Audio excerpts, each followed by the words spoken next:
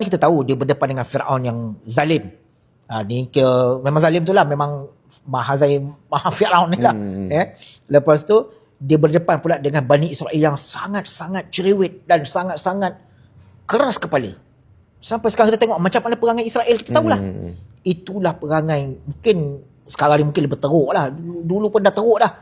Bila mana dengan Nabi Musa nak didik Bani Israel ni macam mana nak berdakwah dengan Bani Israel. Punya sahabat-sahabat, tiba-tiba malaikat Israel datang. Disebut dalam hadis Bukhari. Malaikat Israel datang. Dia kata, wahai Nabi Musa, sekarang dah sampai masa ajal kamu. Aku bagi pilihan. Adakah kamu nak minta Allah untuk lanjutkan usia? Sebab Nabi Musa, dia direct dengan Allah SWT. Maksudnya dia ni makbul. Minta pada Allah, Allah bagi. Doa dia, permintaan dia memang Allah akan bagi tunaikan. Dia makbul. Mustajab.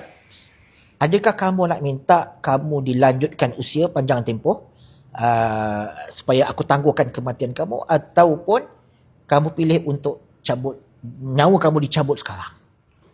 Nabi Musa ni memang serabut kan? Dia tak tahu apa, dia tak tahu yang tu adalah malaikat cabut nyawa.